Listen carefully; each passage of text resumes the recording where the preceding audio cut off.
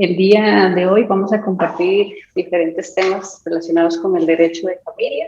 Quisiera ver si me escuchan primero, si todo está bien. Bienvenida, licenciada. Sí, la escuchamos perfectamente. Muchas gracias. Perfecto, gracias.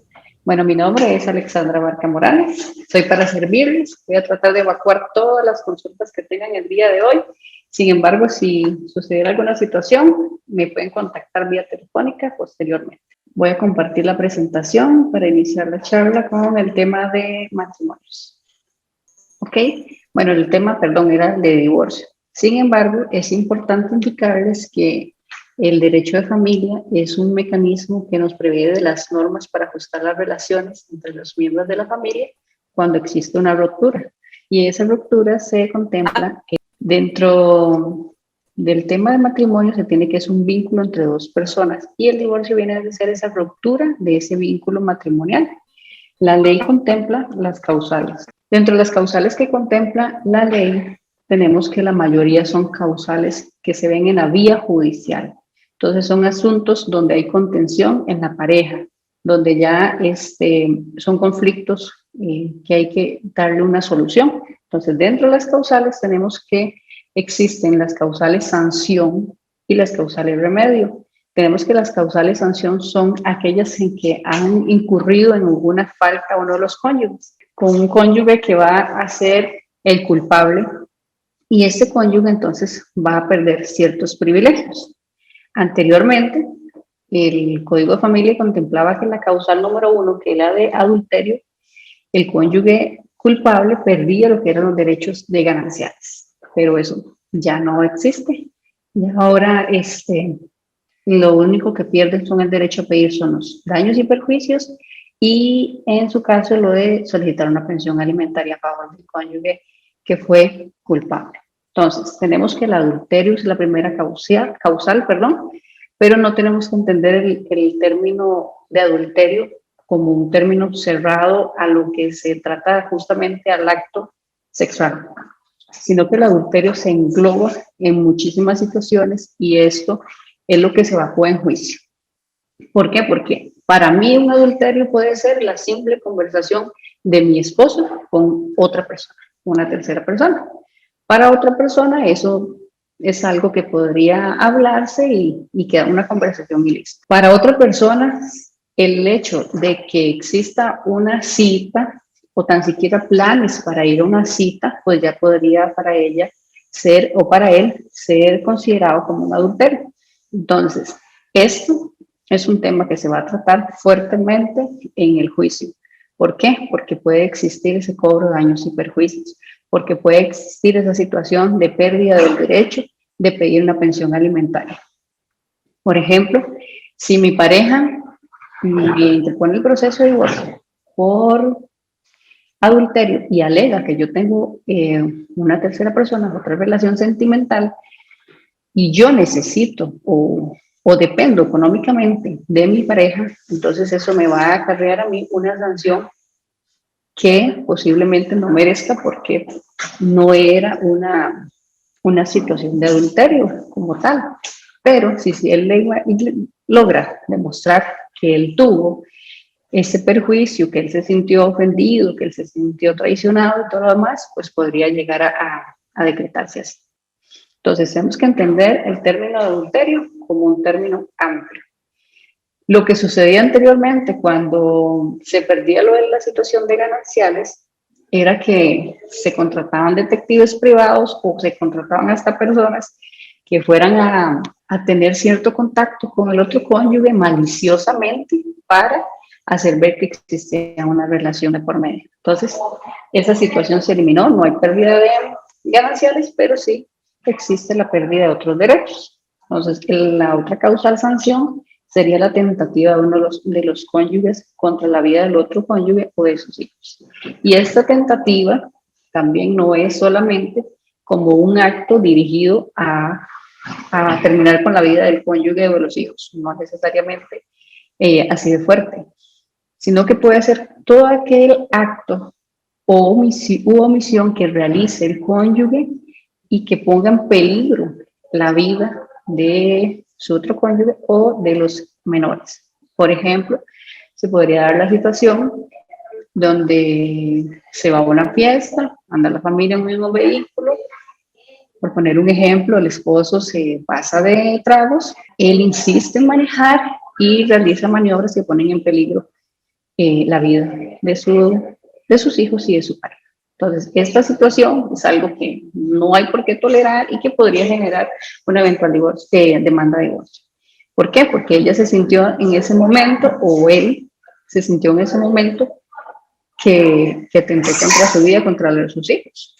Otra causal es la tentativa de prostituir o corromper a los hijos o a la cónyuge. Bueno, el prostituir es algo fuerte, ¿verdad? Obviamente ya tiene que ver con temas de que existan actos de carácter sexual o erótico donde no haya consentimiento del cónyuge, ¿verdad? Y que ese acto se realice para con otras personas o por...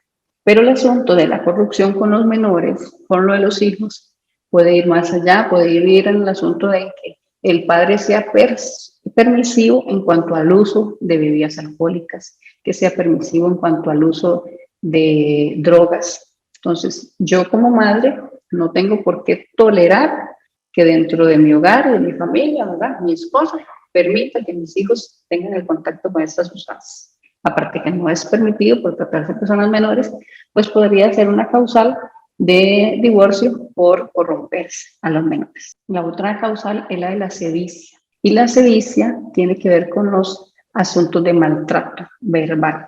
Puede haber maltrato también por omisión, pero normalmente son esos insultos que el día a día se le da a la persona. Entonces, por la mañana, el esposo muy cariñoso le dice: mi amor, ¿cómo estás? ¿Cómo amaneciste? Y ella se vuelve de manera agresiva diciéndole: pues hubiera amanecido mejor si anoche tal cosa, ¿verdad? Son asuntos donde se menoscaba la dignidad de la persona. Entonces, eso constituye sevicia.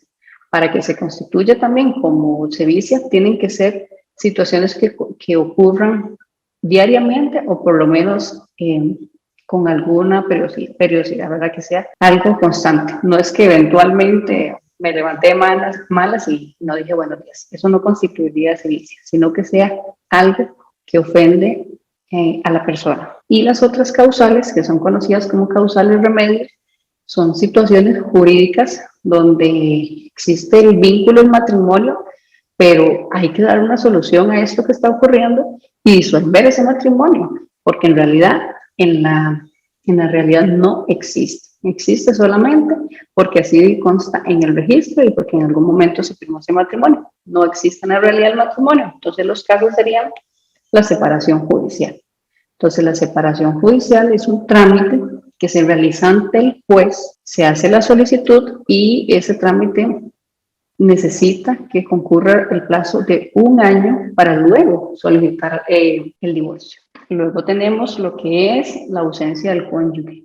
Hay personas que se separaron y no saben dónde está la persona con la que está unida en ese vínculo de matrimonio. No se sabe si está con vida o no está con vida, si está en el país, si está fuera, no se sabe absolutamente nada. Entonces hay una ausencia de esa persona judicialmente declarada y se solicita entonces la disolución del vínculo matrimonial. Luego viene lo que es la separación de hecho. La separación de hecho, para que se dé, tiene que ser una separación de cuerpos o separación de vínculos sentimentales. Muchas personas lo que ven como la separación de hecho es simplemente en que ya no conviven en una misma casa, ya no están juntos como pareja, uno de los cónyuges vive con la mamá en otro departamento, pero dentro de la casa no están ambos. Y eso no es del todo cierto. Puede haber una separación de hecho conviviendo en la misma casa. Pueden haber una situación donde los cónyuges tienen su misma casa, viven en la misma casa, pero habitaciones separadas, que no tienen ningún vínculo sentimental. Ya no es ese trato de buenos días, mi amor, ¿cómo estás? Le preparo el desayuno. Nada, no hay ninguna relación. El hombre se encarga de sus asuntos personales y la mujer se encarga de sus asuntos personales y no existe, pero ni un hola entre ellos. Entonces, esta situación o esta causal de separación de hecho no requiere que la persona haya salido físicamente de la casa en la que están, sino que exista un rompimiento del vínculo sentimental. Eso ahí ya empezaría a correr el término de los 3 años para solicitar el divorcio por esta situación. Sin embargo, es algo que hay que demostrar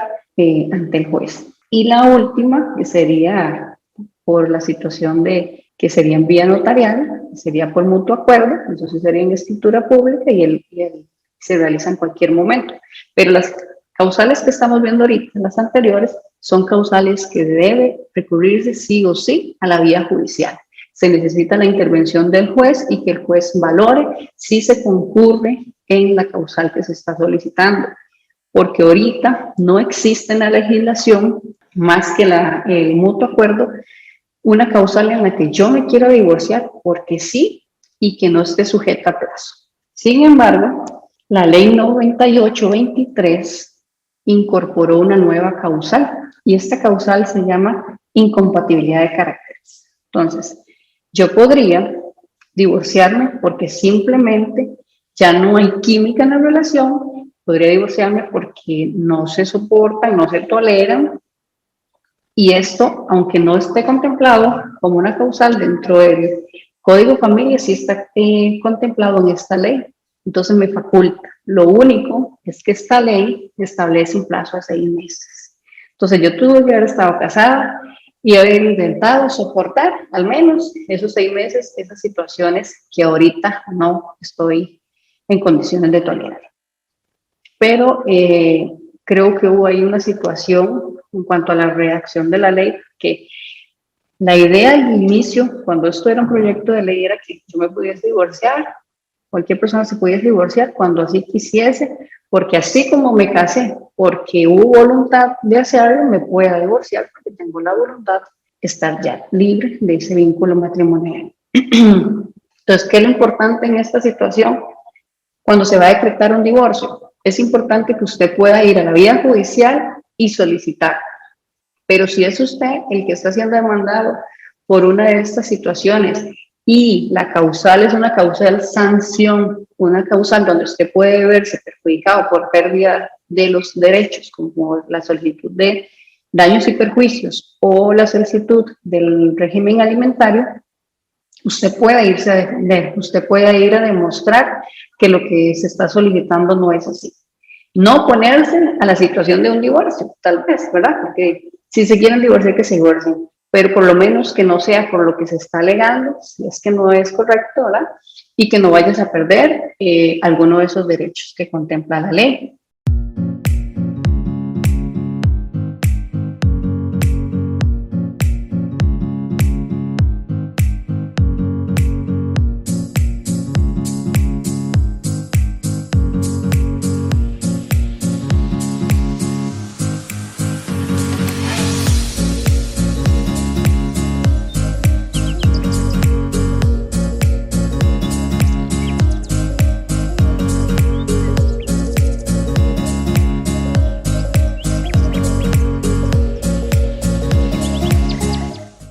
Otro asunto que tiene que ver con lo del divorcio son los bienes gananciales.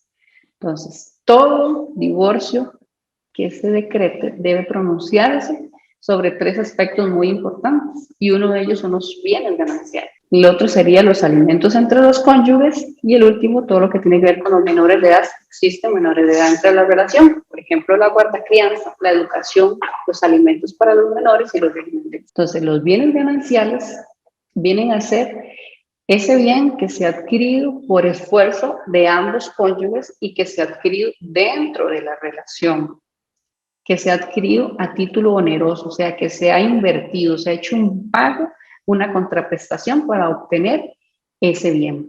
Entonces, por ese esfuerzo que realizan los cónyuges es que se tiene como en comunidad. Ese bien está en comunidad y correspondería a un bien ganancial del cual tendrían derecho ambos cónyuges de disfrutar. Sin embargo, existen bienes que pese a ser adquiridos dentro de la relación matrimonial, no son gananciales. Por ejemplo, los que se adquieren por causa aleatoria. Lo que quiere decir de causa aleatoria son como los juegos de azar. ¿verdad? Fui al casino, me jugué unas fichas y había un premio, $1.000.000, pues me gané ese $1.000.000. Es una causa aleatoria.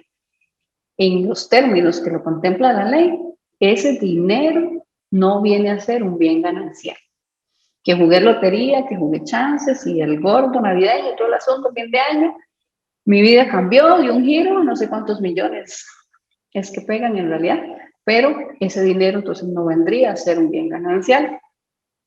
Si en algún momento existe esta situación de divorcio y me están reclamando los bienes que yo adquirí con ese dinero que gané en un sorteo, pues entonces yo soy la encargada o el encargado de venir a demostrar que ese bien no es ganancial. De decir, ok, bueno, si bien es cierto, este bien lo compré de manera onerosa, si bien pagué por esto y lo adquirí dentro del matrimonio, pues este dinero que lo utilicé lo gané de la siguiente manera. Entonces, el juez tendría que decretar que ese bien no es ganancial por en la forma en que se adquirió, por los medios en que se adquirieron. ¿Okay? Otra situación sería título gratuito. Las personas que reciben bienes por medio de la figura de la donación, pues al ser un título gratuito, no hay una intervención del otro cónyuge, no hay una ayuda mutua, no hay un esfuerzo en común, entonces ese bien se excluye de los gananciales. Entonces, toda persona puede recibir una propiedad en donación y eso no le va a constituir que tenga que compartirlo con el cónyuge, no por el término de gananciales. Entonces, es importante porque hay personas que en algunos momentos van a adquirir un bien, pero por no hacer ciertas declaraciones de dónde se obtuvieron esas ganancias, ese dinero con el que se va a comprar ese bien, porque ahora cuando se hace una escritura pública mayor a los $10.000, con un valor mayor a los $10.000, hay que hacer esa declaración. Entonces, para evitar esa situación, dicen, bueno, vamos a adquirirlo, pero vamos a decir que es una donación. Por ahí perfecto.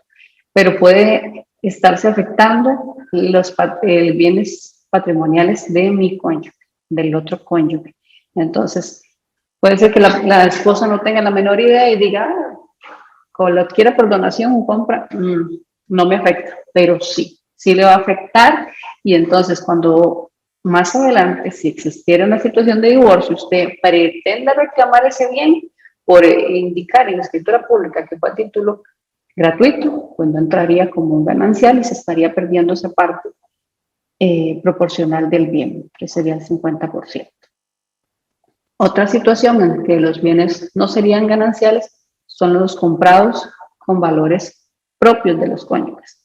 Entonces, yo siempre he trabajado, he tenido mis ahorros y me caso, con esos ahorros vengo y compro la casa donde vivimos, pues esos valores con los que estoy comprando la casa fueron fruto de mi trabajo y de mi esfuerzo cuando era soltera. Entonces, esos valores no constituyen bienes gananciales. Aunque la casa se esté comprando, cuando ya estamos unidos en vínculo a un matrimonio, no constituiría un bien ganancial. Sin embargo, cuando se presentan obviamente las demandas de divorcio, dicen que dentro del matrimonio se adquirieron ciertos bienes. Viene en la lista los bienes que se adquirieron dentro del matrimonio y se va a solicitar que los declaren como bienes gananciales. Entonces ahí es donde la parte que los adquirió con su esfuerzo y su dinero que obtuvo siendo soltero tiene que venir a defenderse y decir que sí, que si bien se adquirieron estando dentro del matrimonio, pues eso es comprado con dinero o valores propios del esfuerzo que tuvo siendo libre o soltero. Entonces, para que se declare como un bien no ganancial. Luego están los adquiridos antes del matrimonio, que en ese sí no hay mayor discusión, porque si bien cuando se hace la solicitud de divorcio ante la vía judicial, pues ya con el simple hecho de obtener una fecha previa a la constitución del matrimonio, pues no habría mayor discusión, ya quedan excluidos. Y también están los que están adquiridos durante la separación de hecho. Recuerden que hace un momento hablamos de que la separación de hecho no era necesariamente el momento en el que se sale del hogar, sino en el momento en que hay una separación sentimental, donde ya yo realizo mis propias funciones en el hogar, yo veo por mis cosas, no tengo la intervención de mi pareja en ese momento, ahí hay ya un rompimiento del vínculo. Entonces, ahí corren los plazos. Si yo a partir de ese momento adquiero una motocicleta porque me gusta ir a hacer montaña y andar con un grupo de amigos y demás, esa motocicleta está adquirida dentro de esa separación y rompimiento del vínculo sentimental. Entonces, es importante que se pueda demostrar esa situación del rompimiento del vínculo sentimental para poder salvar de esta situación de gananciabilidad algunos bienes, porque la otra persona, el otro cónyuge, pues vendría a tener ese 50%, entonces estaría adquiriendo un bien con el cual no hubo esa comunidad. Recordemos que el matrimonio tiene fines y entre los fines que se decretan dentro del matrimonio está la vida en común y el mutuo auxilio, la ayuda en común. Entonces, si yo no tuve esa ayuda de mi pareja, pues no económicamente, y la ayuda que me brinda mi pareja es en que ella se hace cargo de una carga, ¿verdad? Del hogar, que puede ser la ayuda que da la cónyuge o el otro cónyuge, puede ser el de cuidado de los menores, el de ver que todo en la casa marche bien, no necesariamente tiene que ser económica, pero si existe ese rompimiento del vínculo sentimental, pues tampoco existe esa ayuda.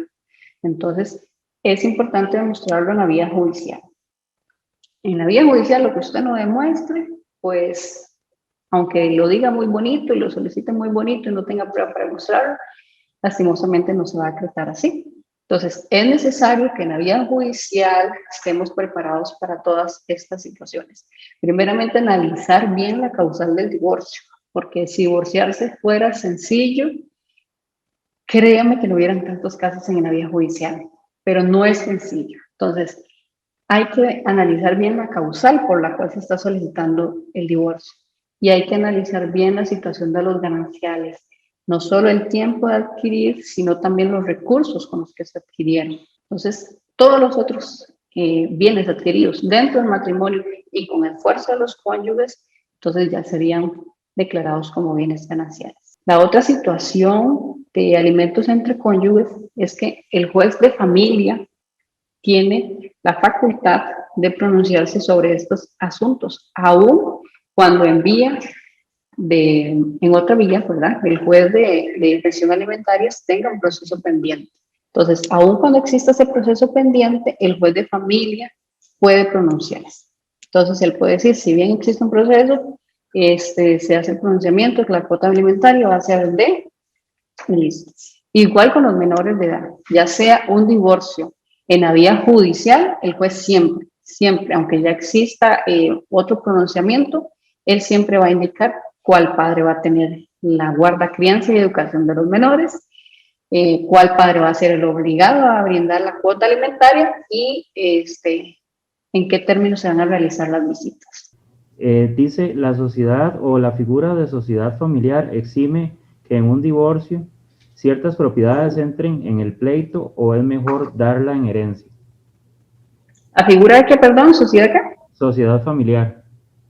Bueno, la sociedad familiar es la sociedad de hecho. Es cuando existe una unión de hecho que se va a solicitar que se declare esa unión y existe alguna situación en la que la ley prevé que tienen que ser personas que tengan la capacidad para adquirir matrimonio, que sea única y estable. Entonces, si existe esta situación, por ejemplo, que no sea estable, ¿verdad? Que se separan, vuelven, se separan, regresan, o que no sea única, que en esa separación luego hubo otra relación ahí de por medio, luego regresaron y continuaron. Pero dentro de esta unión de hecho, tenían una situación que pusieron una empresa, pusieron un negocio y ese negocio está generando, o con ese negocio se compraron bienes. Entonces, los bienes que se adquieren aún en esta situación irregular de unión de hecho, no se van a constituir como bienes gananciales, pero no se pierde el derecho sobre ellos por contarse con esta figura de sociedad de hecho o sociedad irregular. Entonces van a tener igualmente derecho al 50% y sería una vía civil, ya no va en la vía de familia. La vía de familia solamente si se constituye como unión de hecho, pero que cumpla con estos requisitos que le mencionaba de ser única, continua y que tengan la capacidad para adquirir un matrimonio, que sería ser solteros o divorciados, que no exista un vínculo previo. Tenemos otra pregunta, dice, hijo menor de edad. Los padres se divorciaron, pero construyeron durante el matrimonio. ¿Se le puede dar la propiedad a ese hijo menor por donación con usufructo de forma que se le garantice tener dónde vivir, pero que ninguna parte pueda negociar, o sea, vender la propiedad? Sí, la figura del usufructo se usa muchísimo y los bienes se pueden dar en cualquier momento. Lo que sucede con esto es que los padres tienen que estar de acuerdo porque no existe una obligación de dar, de donar, de entregar un bien en vida. No lo hay, no hay una obligación como tal. Por ejemplo, yo tengo 3 casas y tengo 3 hijos y yo quisiera darle a cada uno de mis hijos una casa, pero si no quisiera, quiero tenerlos bajo mi dominio y en algún momento hacerlo por la vía testamentaria, perfecto. Pero, o sea, como que sea obligatorio, que yo le puedo decir a mi pareja o mi expareja en la situación de divorcio es que la casa le queda a los menores y exigirlo así, pues no podría. Tiene que ser sí que haya un consentimiento de ambos y realizar justamente la figura del usufructo para que ellos puedan seguir utilizando la vivienda o el bien hasta que cese la vida del usufructuario. Después dicen por acá, ¿qué validez legal tiene el acuerdo prenupcial? En caso de divorcio, lo mío es mío, lo tuyo es tuyo, aunque se haya comprado ya casados. Perfecto. Esas son las capitulaciones matrimoniales. Es una figura que se usa mucho y en esta situación lo que se viene a establecer en ese contrato es cómo se va a regular los bienes que se adquieran dentro del matrimonio, porque los que se adquieren antes del matrimonio no tienen carácter de gananciabilidad, pero los que se adquieren dentro del matrimonio, justo como lo indica la persona que hace la consulta, lo mío es mío y lo suyo es suyo. Dentro de este contrato vamos a establecer que los bienes que yo adquiera fruto de mi trabajo, de mi esfuerzo, pues no van a tener esa situación de gananciabilidad. Es totalmente válido, se hace en escritura pública, se inscribe y en caso de que exista un divorcio, simplemente se hace saber al juez que existe esta situación y se trae el documento, se trae copia y en la disolución del matrimonio, pues el juez va a hacer el pronunciamiento de los bienes de acuerdo a lo que se estableció en este contrato de capitulación matrimonial. Después dicen por acá, si en una unión de hecho de 5 años se separan por violencia doméstica, el agresor se va y viene cuando le da la gana, por último hace abandono del hogar y ahora reclama parte de los muebles y electrodomésticos, ¿a qué tiene derecho la persona agredida? Si ni siquiera tiene el ingreso para pagar su vivienda de alquiler. Lo que no entiendo es la pregunta, ¿a quién es que le solicitan el derecho? ¿La persona que está dentro de la vivienda o la que salió de la vivienda? Parece ser que es la que salió por violencia doméstica. O sea, que la persona, tenían 5 años de estar juntos, se separan por violencia y luego esa persona que le pidieron que se fuera al agresor viene a reclamar parte de las cosas de la casa. Lo que dice es, ¿a qué derecho tiene esa persona, verdad? Si la persona agredida no tiene ni siquiera dinero para pagar el alquiler de la casa. Bueno, hay que ver si el bien está a nombre de la persona que sale de la casa o de la persona que está todavía en la casa. Pero la situación de una unión de hecho es que hay que pedir el reconocimiento en la vía judicial. Entonces, la unión de hecho va a tener todos los derechos y todas las situaciones legales que tiene un matrimonio. Pero hay que solicitar en la vía judicial, hay que ir ante el juez y establecer que convivimos de tal fecha a tal fecha, que ha sido pública, que ha sido estable, que ha sido única. Solicitar ese reconocimiento para hacer la distribución de los bienes. Si esa casa se adquirió dentro de esa unión de hecho, va a tener carácter de ganancial, entonces va a ser distribuida un 50%.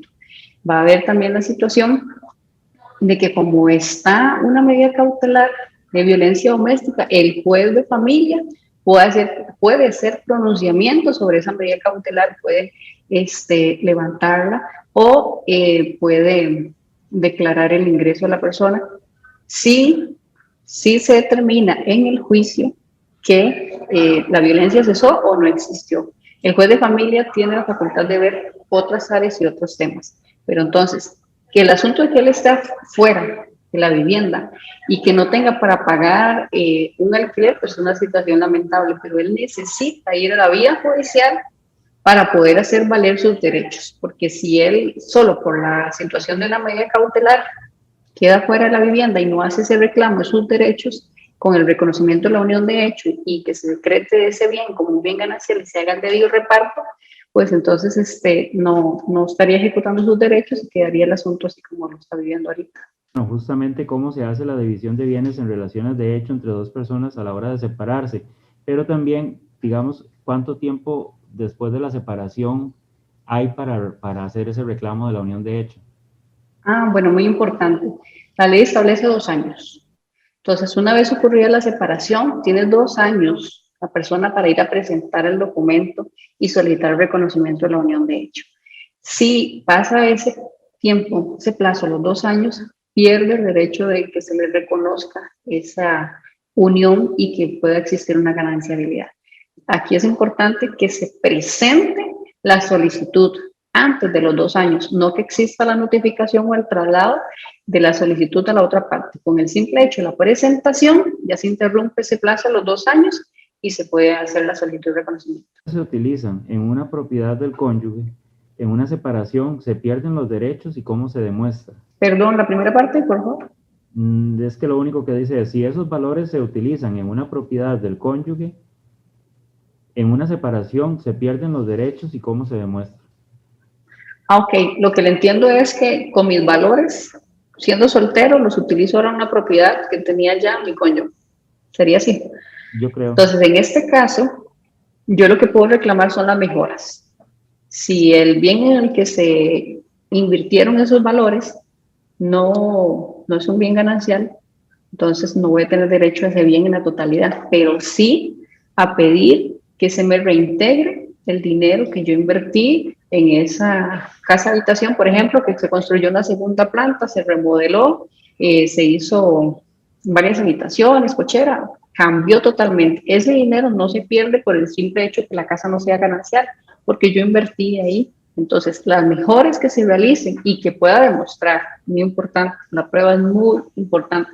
Yo tengo que demostrar, por ejemplo, con movimientos bancarios, con facturas en los depósitos de materiales y también, obviamente, con testigos que puedan acreditar lo que estoy diciendo, pero sí, yo podría entonces tener el reintegro de ese dinero que invertí en esa casa que ahora va a pertenecer exclusivamente a uno de los cónyuges. Si quiere le voy a hacer la última pregunta porque tenemos muchas y para que usted pueda continuar y luego al final, si nos queda tiempo, seguimos evacuándola. Perfecto. Dice, se entiende entonces que si dentro del matrimonio uno de los cónyuges compra una propiedad con su salario, entonces no sería bien ganancial. No.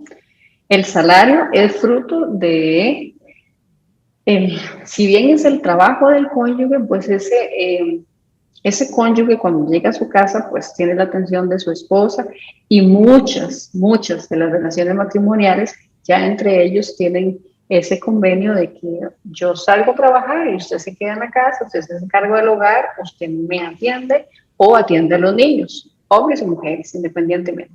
Entonces, no porque sea el salario exclusivo de los cónyuges y se compre con ese salario, se va a excluir de ganancial, jamás. Lo que quiero decir es que si yo tengo un ahorro previo al matrimonio, ¿verdad? Que sé yo hasta los 30 años estuve soltera y ahorré 5 millones de colones y con esos 5 millones de colones luego vine y me compré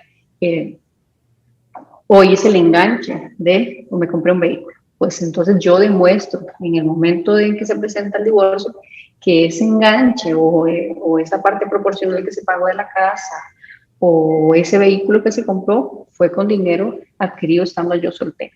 Pero una vez casado, aun cuando sea situación de salario, pues entonces todo lo que se adquiere con ese dinero va a ser ganancial. Licenciada, en ese ejemplo que usted pone, justamente si una persona tiene un ahorro previo al momento de casarse y da el enganche para un vehículo, ese vehículo, el dinero que se paga después entraría dentro de lo ganancial. Sí, señor, correcto. O sea, sería la parte proporcional que se entrega para el bien. Las demás cuotas que se pagan dentro del matrimonio, ¿verdad? Como pagos mensuales y demás, sí entrarían como bienes gananciales. Buenas, licenciada Alejandra, la consulta mía va básicamente a demostrar las pruebas. Usted sabe que los residuos de ferreterías y todo eso se van borrando con los años.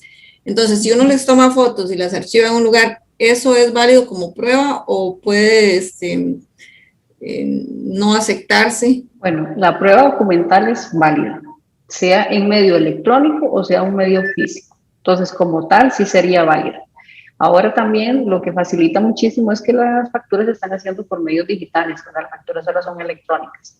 Pero si las que usted tiene a la mano no fueron en su momento emitidas por este sistema electrónico, perfectamente puede tomarle la foto, puede escanearla y guardarla en un medio digital y debería ser aceptada como prueba. Listo, licenciada, si quiere continuamos. Muchas gracias.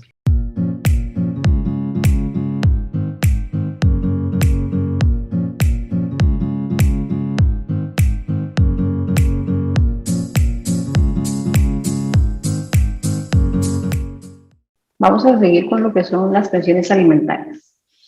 Entonces, tenemos que ver que la pensión alimentaria viene a proveer el sustento, la habitación, el vestido, la asistencia médica, la educación, la diversión, el transporte y otros rubros importantes para la persona beneficiaria.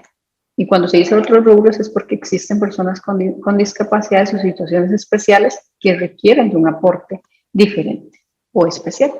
Entonces, eso es lo que contempla una pensión alimentaria, un régimen alimentario. No se trata solamente de que si el chiquito puede comer con X cantidad de monto o no, sino que es algo que va a venir a suplir todas sus necesidades, todas. Entonces, viene a hacer todo esto que les decía, educación, diversión, transporte, habitación, vestido y demás.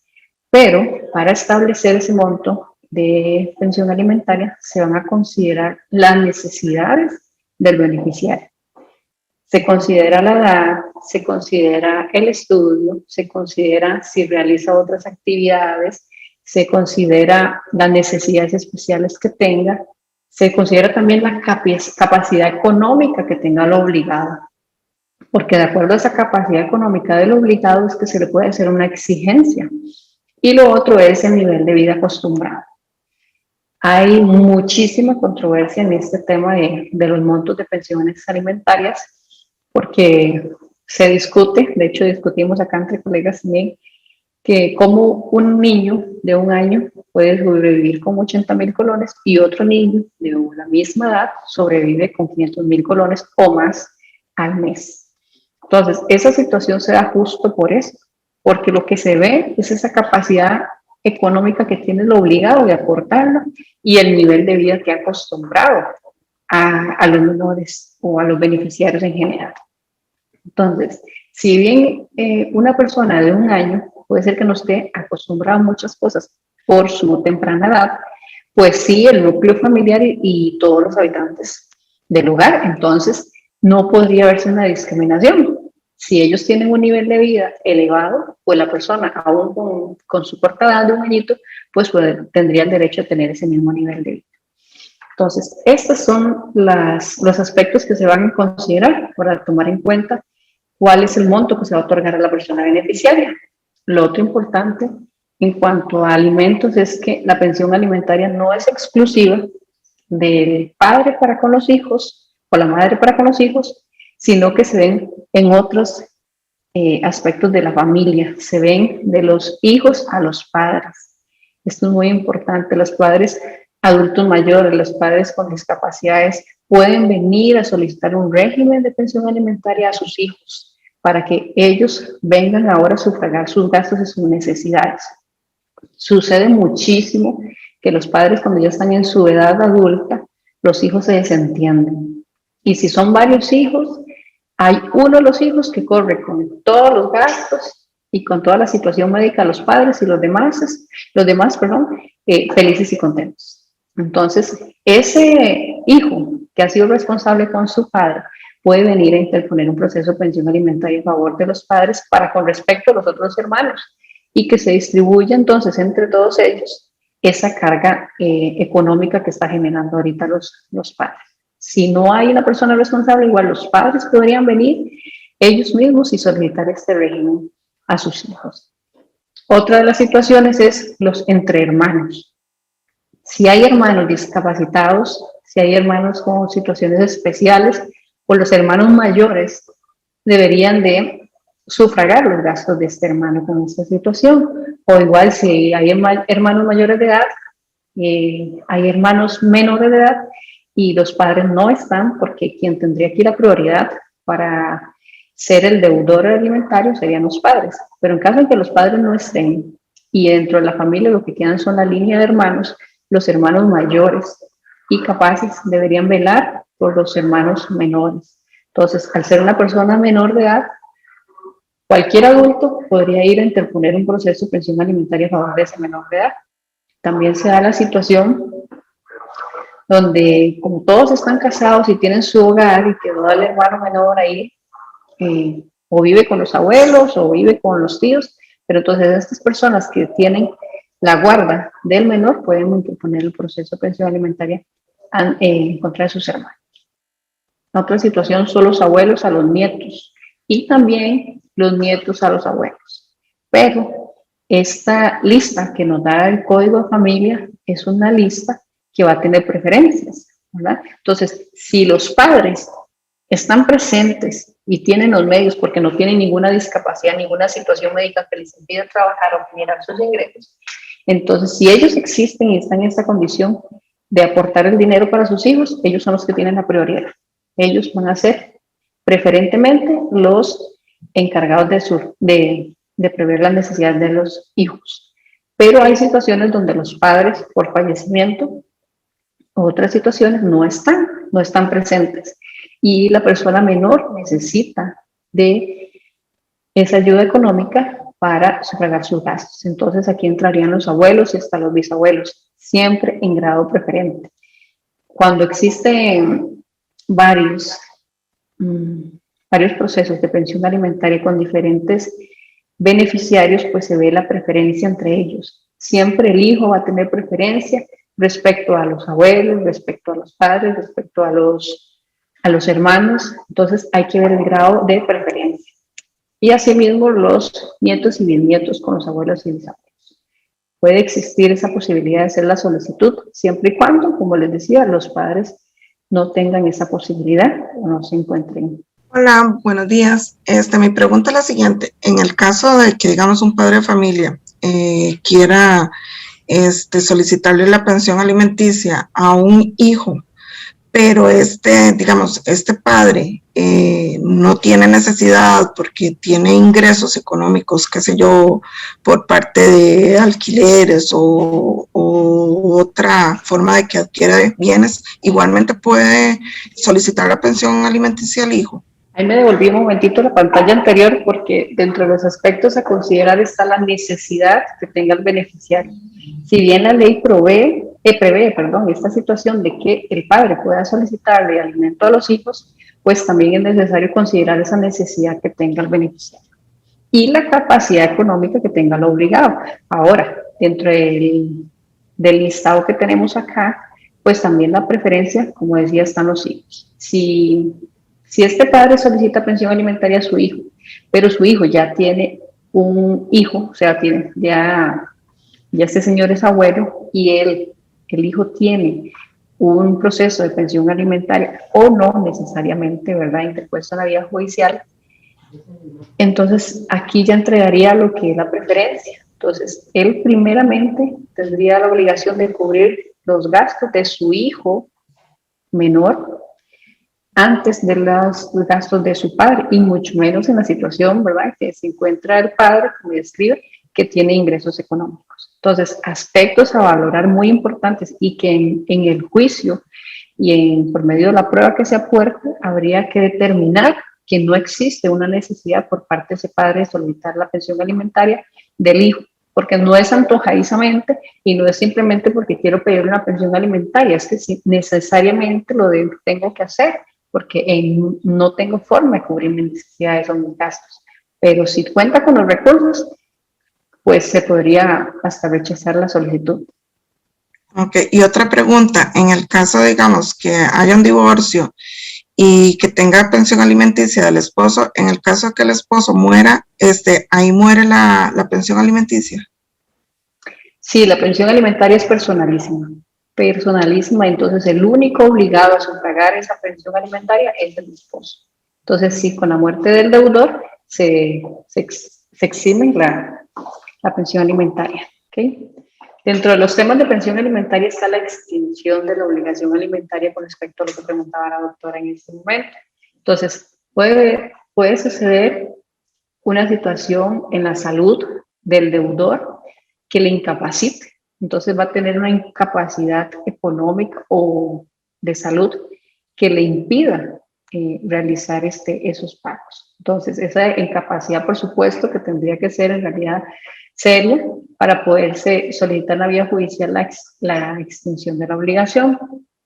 Otra extinción sería el título preferente. Entonces, puede ser que yo sea obligado alimentario respecto a un hermano menor de edad y no tengo hijos, pero en el momento en que ya tengo un menor de edad a cargo mío, tengo un hijo, entonces este hijo va a tener ese título preferente y yo podría pedir la extinción de la obligación alimentaria con respecto a mi hermano, ¿verdad? Entonces, ahí son asuntos en los que pueden solicitarse la extensión, no solo por el cumplimiento de mayoría de edad, como vamos a ver más adelante, de los hijos, sino también por situaciones en las que deje de necesitarlo. Eso se da mucho también en cuanto a pensiones alimentarias con respecto a los excónyuges.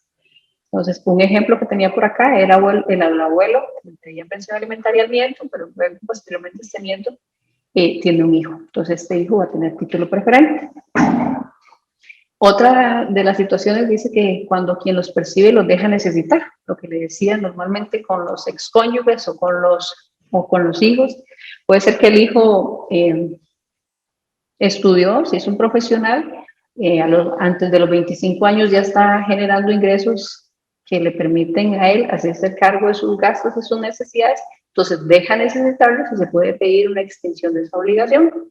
Igualmente para con los excónyuges puede darse la situación que dentro de la relación matrimonial uno de los cónyuges estuvo estudiando y ahora ya está ejerciendo, ya está generando, no lo necesita, entonces se puede pedir la extensión. Se puede pedir también en los casos de daños graves del alimentario contra el alimentante. Eso sí, debo quedar claro que esto no aplica en relación de padres a hijos. Entonces, el padre va siempre a tener que sufragar las necesidades del menor de edad.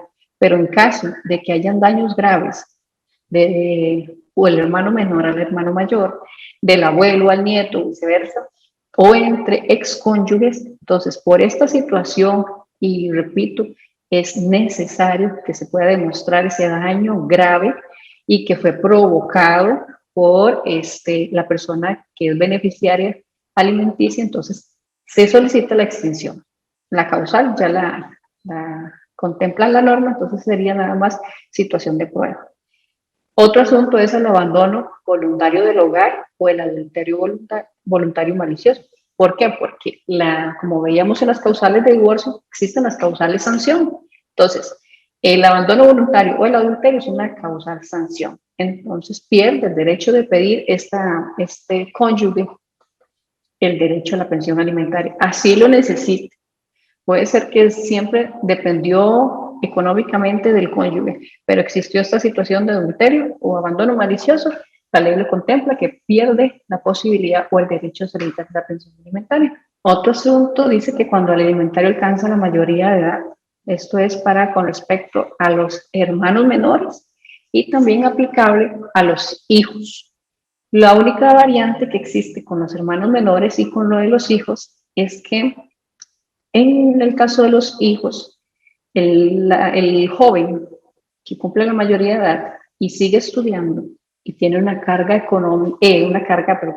académica razonable y tiene un buen rendimiento académico también, pues entonces se va a ver resguardado hasta los 25 años de edad por este régimen alimentario. Él va a tener derecho hasta ese momento. Porque la ley prevé que él pueda estudiar, no necesariamente una carrera profesional, puede ser un técnico, puede ser un diplomado, un curso libre, pero es aquella situación que le permita a él generar ingresos. Entonces, no es que el hijo a los 18 años entró a estudiar ingeniería, no le gustó, salió o entró a estudiar, qué sé yo, un curso libre ahí de computación, de redes, de diseño, y luego quiere estudiar otra cosa. No. O sea, el padre va a ser obligado siempre que el niño bueno, ya el joven, que el joven tenga los medios para valerse por sí solo. Entonces, si ya estudió una carrera o un técnico que le permite generar ingresos, pues este ya debería de aprovecharlo y ponerlo en práctica, ¿verdad? No se trata que vamos a estar hasta las últimas consecuencias, hasta el último día de los 24 años, con tantos meses, aprovechándonos de la situación económica del padre solo por tener un título más, sino que es para que se le brinden a este joven las herramientas necesarias para verse por sí mismo. Una vez alcanzado los 25 años o que no tenga la carga académica necesaria, que no tenga buen rendimiento, que esté desaprovechando los cursos o que tenga un curso de estos que le permita valerse por sí mismo, pues entonces podría pedir la extinción de la obligación alimentaria. Otra situación es cuando el beneficiario contrae nuevas nupcias, esto en relación a los excónyuges. Entonces, los excónyuges, en la situación en el proceso de divorcio, se entabla una pensión alimentaria a favor de uno de ellos, pero luego beneficiario contrae nupcias o tiene una relación de hecho demostrable. Entonces, esta situación es importante que se pueda demostrar que las nupcias, pues sencillo, ¿verdad? Ya sabemos que tienen que ser inscritas y que se hacen en escritura pública, pero la relación de hecho tendríamos que demostrarla para poder acreditar que ya tiene esa nueva relación y que entonces no estaría necesitando de la ayuda del ex beneficiario o que el ex beneficiario no tiene por qué continuar con esta carga económica, el ex obligado, perdón. Y luego tenemos que es el incumplimiento del demandante. Esta situación se da en relación cuando los padres vienen a solicitar la pensión alimentaria a un hijo.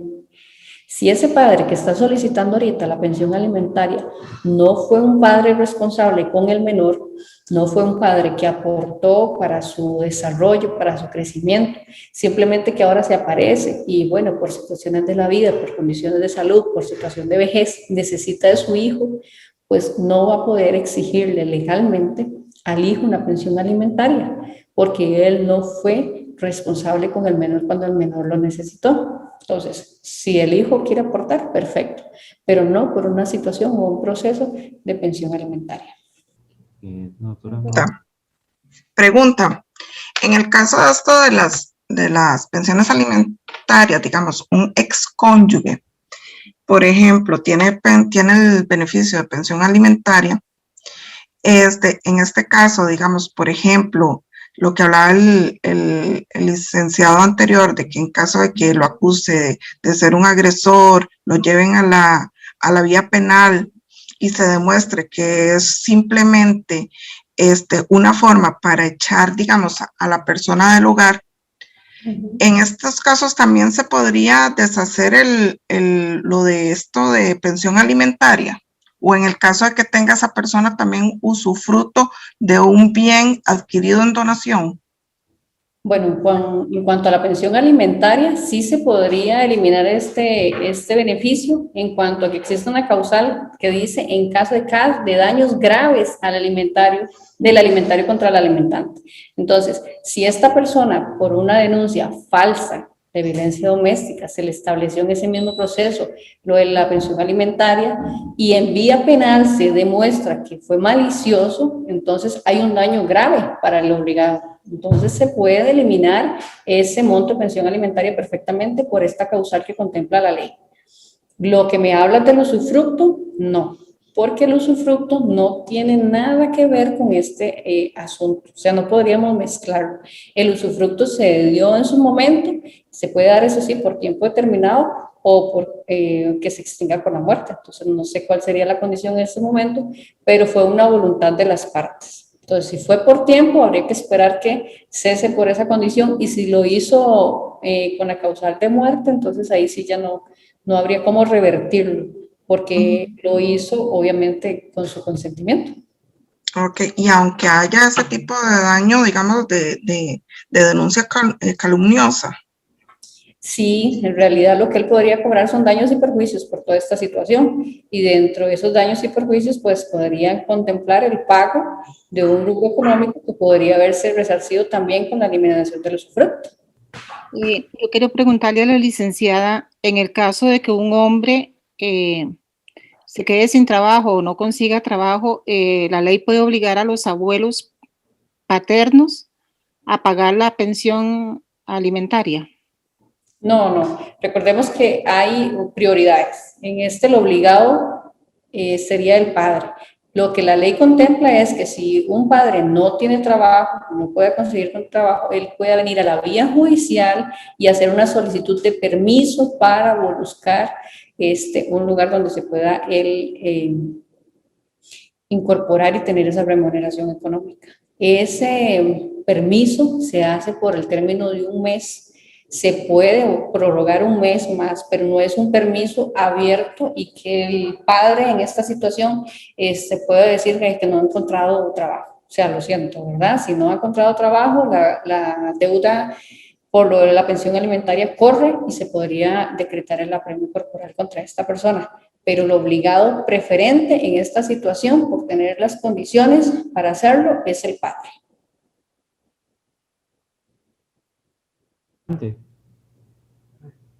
Doctor Sancho, adelante.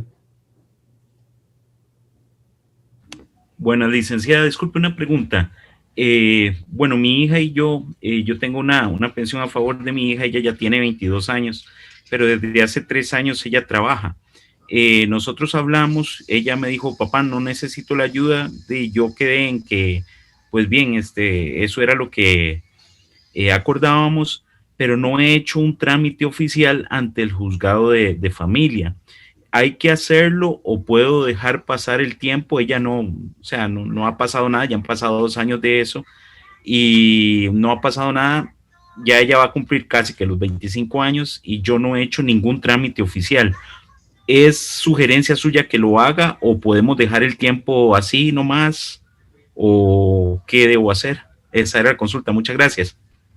Bueno, en este caso, la que es legitimada para realizar un proceso de cobro por el no pago sería su hija y ya no la madre, ¿verdad? Entonces, si ella está de acuerdo que no se realizan los pagos, perfecto. Sin embargo, las personas cambian, las relaciones cambian y las formas de pensar también. Entonces, en algún momento puede existir una situación que ella se vea en la necesidad o con el deseo de realizar el cobro. Entonces, si existe este convenio entre partes, ella, por ser adulta, puede presentarse directamente al juzgado y a solicitar la extinción de la obligación, o usted como padre puede hacer la solicitud porque ella ya no lo necesita, porque ya cuenta con sus recursos, porque ya usted le ayudó para que ella tuviese un oficio, una profesión y ya ella se vale por sí misma. Entonces sí le recomiendo y mucho acudir a la vía judicial. Eso se hace un escrito con un abogado, se presenta y se puede hacer también un acuerdo entre ustedes dos, entre usted y su hija, y se presenta a la vía judicial y el juez simplemente lo homologa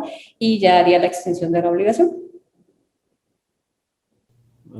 Abrir el micrófono.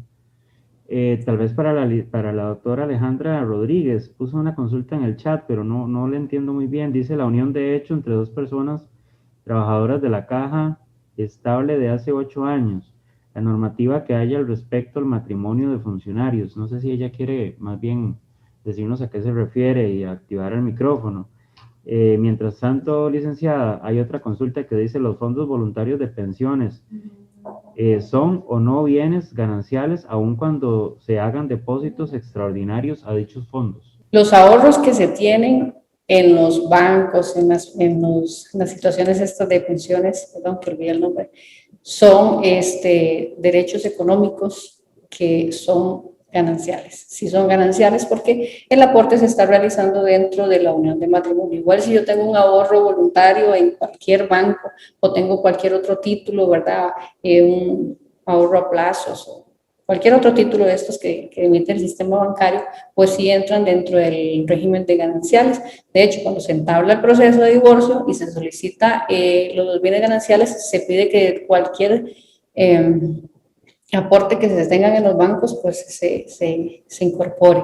Se puede hacer la solicitud de levantamiento del secreto bancario para esta situación, entonces se traen las cuentas de los bancos que yo tengo conocimiento en los cuales hay estos productos, o en general, lo solicito y hago el listado de los bancos que existan en el país, y entonces el banco va a recibir una orden del juez de indicar si existen productos bancarios a favor de esta persona y que los indique cuáles serían, porque sí entran estos productos como gananciales. Sí, buenos días. La pregunta, digamos, es, digamos, de cierta manera tema laboral y de cierta manera tema de familia. El asunto es porque tenemos dentro de nuestro lugar de trabajo una pareja de compañeros que ellos, bueno, conviven desde hace más de 8 años. Entonces sería como una unión de hecho, pero, o sea, no es un matrimonio, pienso yo que sería como una unión de hecho. Entonces, han hablado que para que sea una unión de hecho, ellos tienen que hacer un reconocimiento judicial, ¿verdad? Para gozar de los derechos, pero viéndolo desde la parte, digamos, o desde la otra parte, que hay, digamos, algunas normativas que explican que puede haber algunas, ¿cómo les digo? Situaciones que hay que regular dentro de matrimonios en los lugares de trabajo, se aplicaría también a ellos que tienen una unión de hecho que no está reconocida judicialmente, pero que es conocida. Entonces, más o menos esa era, digamos, la pregunta, que si ellos tienen una unión de hecho, aunque no han hecho el reconocimiento, que aplican las mismas condiciones como si fueran un matrimonio dentro de un lugar de trabajo, sobre todo si hay una relación de jerarquía entre uno y el otro. Ok, no sé si me puede aclarar ahí más adelante lo de la consulta. No sé si es por una situación de que puede haber un procedimiento administrativo o algunas consecuencias por esta situación de jerarquía y relación entre compañeros. Si fuese así, el proceso administrativo que tiene que seguir la caja en cuanto a esta situación de disciplinaria no tiene absolutamente nada que ver con el reconocimiento de la unión de hecho en la vía judicial. Este reconocimiento de unión de hecho en la vía judicial se hace en el momento que hay una ruptura de la relación. Entonces, con esa ruptura de la relación, yo necesito que se me reconozcan mis derechos gananciales. Entonces, por eso se hace ese reconocimiento.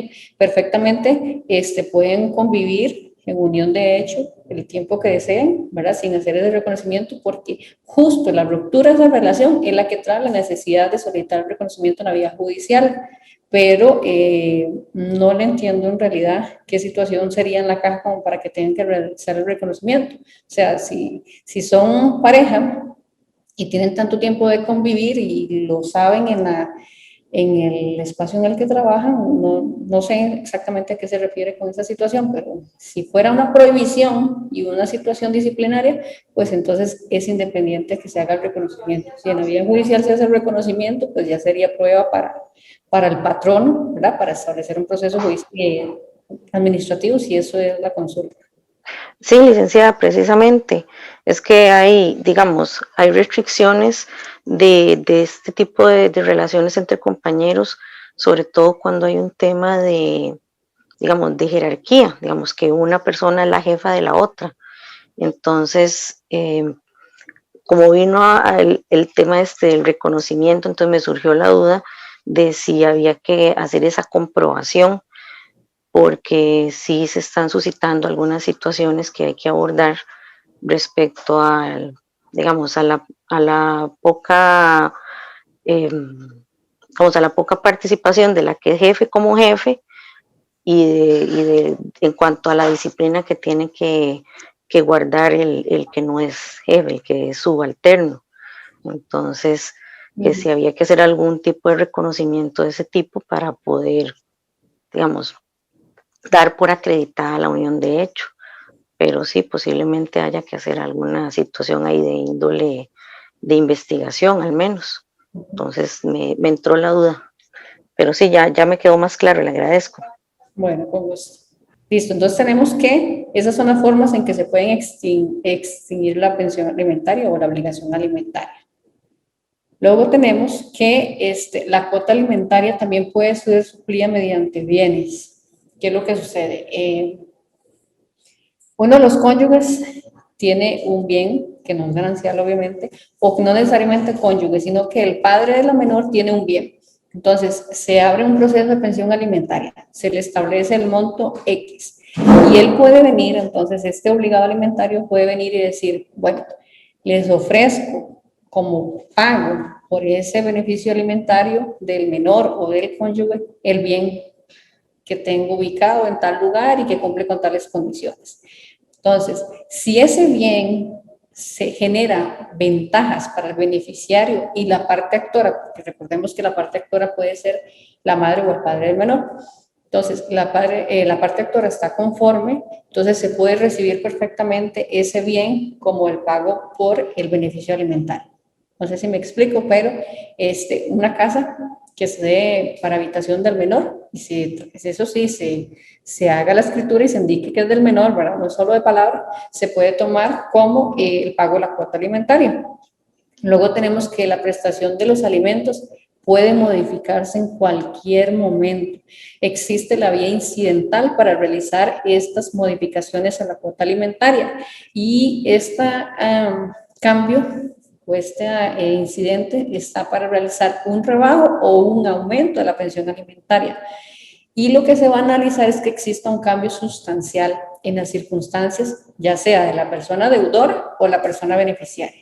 Entonces, cambia las circunstancias, como veíamos anteriormente, que deja necesitarlo, pues entonces ya es un cambio de circunstancias, o que ya las necesidades no son tantas. Puede ser que cuando se estableció el proceso de pensión alimentaria, la persona estaba pasando por una situación de salud X y necesitaba cubrir medicamentos o otras atenciones, y a este momento ya no cuenta con esa situación. Entonces hay un cambio circunstancial, entonces podría haber un incidente de rebajo. Pero está la situación contraria, o sea, antes no tenía ningún padecimiento, ahora sí está una situación médica que implica nuevos cambios y nuevas situaciones, qué sé yo, en la habitación, ¿verdad? En la casa, en el lugar donde se desempeña, y entonces esa situación podría generar un cambio en las circunstancias y podría generar un aumento en la pensión alimentaria. Las entradas a clases también. Cuando un niño está en el kinder o está en preescolar, pues no tiene los mismos gastos que podría tener cuando ya tiene una carga educativa mayor. Entonces está en otro nivel que genera otras situaciones, entonces podría haber un incidente de aumento. Otro cambio de circunstancias, el cambio de los trabajos. Entonces puede ser que el deudor alimentario al momento de establecerse la cuota alimentaria ganaba 1 millón de colones, pero algo pasó, hubo un despido, hubo una situación X, ahora está laborando en otra empresa donde el pago es la mitad de lo que tenía, entonces gana 500.000 colones o gana mucho menos. Entonces, si en el momento se contempló la capacidad económica que tenía el deudor alimentario, pues ahora en esta situación debe volverse a contemplar esa situación. Hay un cambio en las circunstancias, hay un cambio en los ingresos, es un cambio sustancial, porque no se vale tampoco pedir un incidente por un cambio de una diferencia de 10.000, 30.000 colones en los ingresos, sino que sería un cambio sustancial y entonces podría haber un incidente. Igual si esta persona, bueno, cambia de pasar a ganar 500.000 a 1 millón o más, pues entonces también hay un cambio sustancial en la capacidad económica del deudor y podría haber un incidente de aumento de pensión alimentaria. ¿Ok? Otra de las situaciones es que los cónyuges pueden demandar alimentos para sí y para sus hijos, aun y cuando no se encuentren separados, aun y cuando vivan en la misma casa. Y esto se da porque hay situaciones donde la persona responsable de aportar la parte económica al hogar, si se pelea con el cónyuge, entonces ese día no hay cena. Si se enojó o si perdió el equipo al que es aficionado, pues ese día la situación en la casa cambia. Entonces, hay que estar como que ajustándose a la situación de la persona encargada de la parte económica de la casa para ver si hay alimento o no hay alimento. Hay situaciones donde la persona que es responsable económica del hogar vive dentro del hogar, pero viene el día de pago y se fue de fiesta y el pago se perdió. Se desapareció, ya llega lunes o martes, no sé, y ya el dinero que era para el hogar no está. Entonces, en estas situaciones, o porque exista también la separación de hecho, aún viviendo en el mismo hogar, ¿verdad? Con el rompimiento del vínculo sentimental, y entonces es necesario ir a la vía judicial y exigir este monto económico para poder sufragar los gastos de los menores y sufragar los gastos de la familia. Entonces, en estas situaciones se puede dar que aún cuando convivan los cónyuges y con sus hijos también, entonces se puede hacer la solicitud del régimen alimentario. O sea, no necesariamente tiene que haber una separación de cuerpos para que se pueda solicitar el beneficio alimentario. Aquí les puse varios aspectos importantes que algunos ya hemos evacuado por medio de las consultas, pero tenemos lo de la salida del país. Un deudor alimentario tiene una imposibilidad para salir del país. Y la forma que ha establecido la ley para que esta persona pueda salir del país es que haga el pago anticipado de las 12 cuotas del monto de la pensión. Entonces, 12 es bastante. Entonces, hay otras situaciones que podrían tomarse en cuenta para que pudiera haber una salida del país, como por ejemplo que tiene tiquete de ida y de vuelta, ¿verdad? Que tiene lo del hospedaje, ir donde el juzgado, pedir la solicitud de la salida, que es una situación de trabajo y lo van a ir a capacitar a otro país y va a estar allá un mes, pero se hace la deducción automática, sigue inscrito con el mismo patrono. Todas estas situaciones, pues se podría ir a pedirse la solicitud directamente donde el juez para que este juez sea el que lo habilite a salir del país. Existe también por ahí las empresas aseguradoras tienen un producto que es justamente para esta situación, entonces les cubre la salida del país. Entonces, por ahí alguna de las soluciones que podrían haber, pero la más sencilla, digo yo, ¿verdad?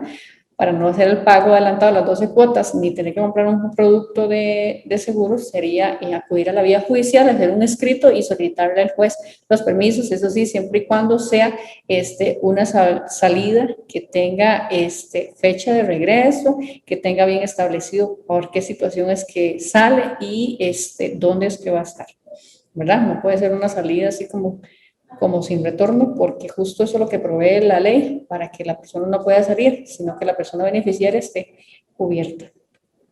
Otro asunto es que la premio corporal no va a aplicar nunca para jóvenes menores de 15 años.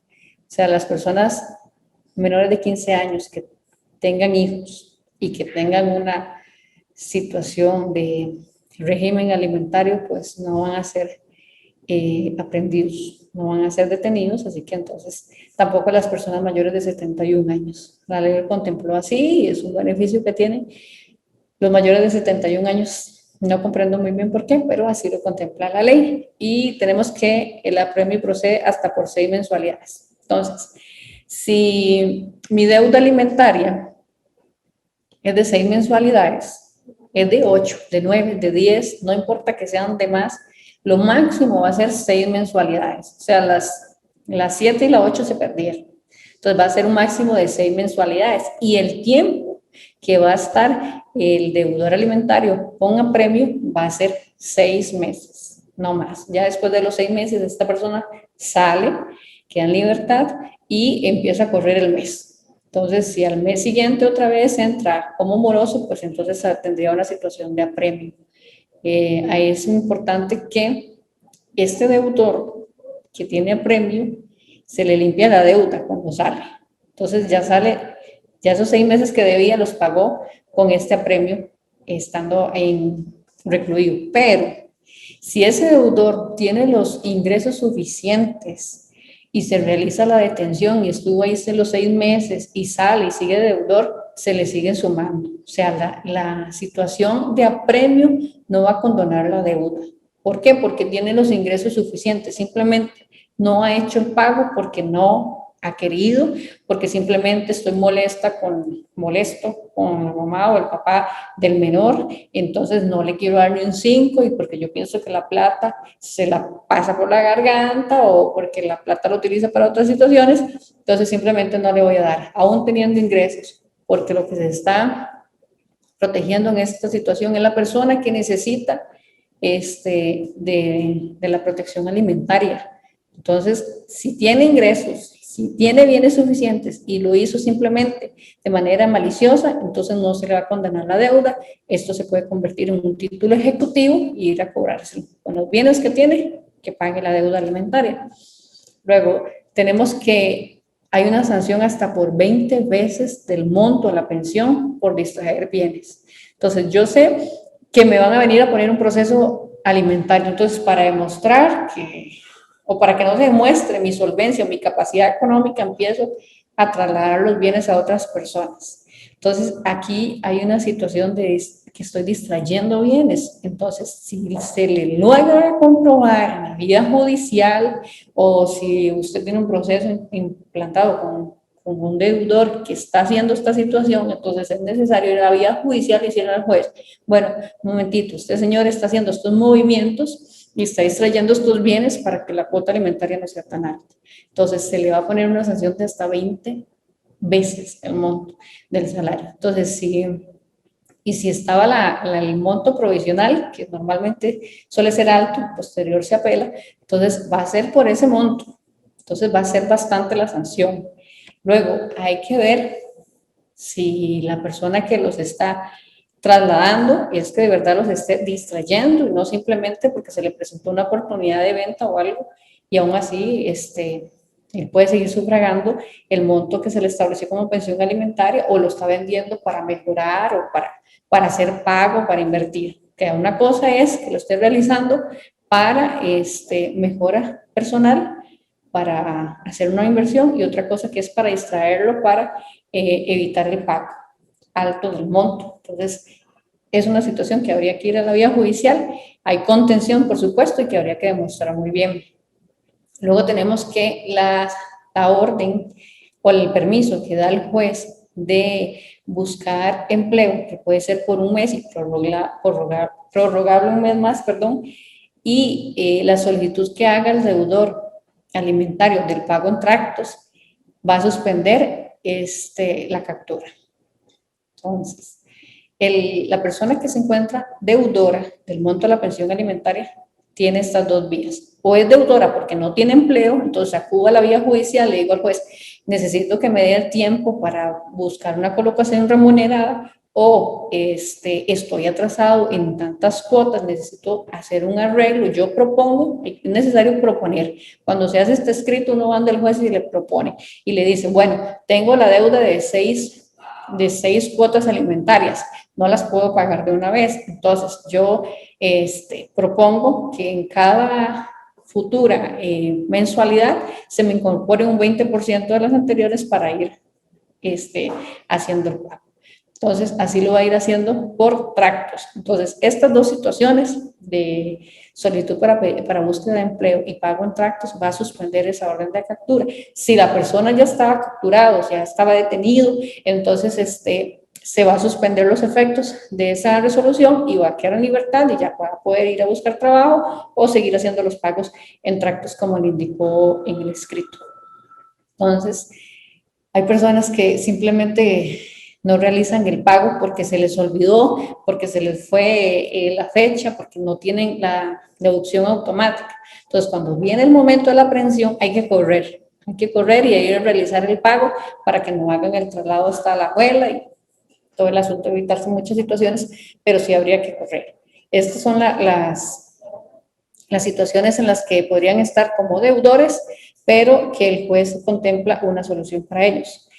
Lo otro es que el juez, cuando va a indicar el monto a la pensión alimentaria, él puede analizar muy bien la situación económica del deudor, puede analizar bien la situación de necesidad también del beneficiario.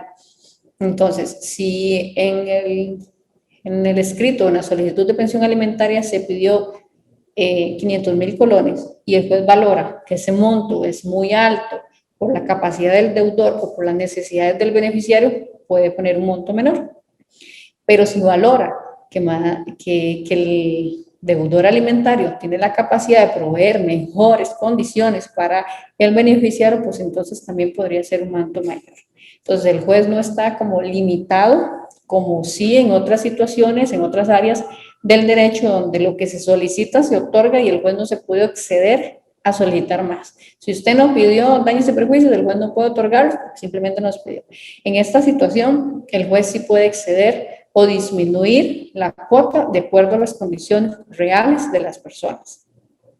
Y otro asuntito es que la sanción por el delito de desobediencia para los patronos, o sea, los patronos que tienen la orden de hacer la deducción automática y no lo hacen porque han existido muchos casos donde el patrono tiene la orden, los primeros meses lo hacen y los siguientes no lo siguen haciendo.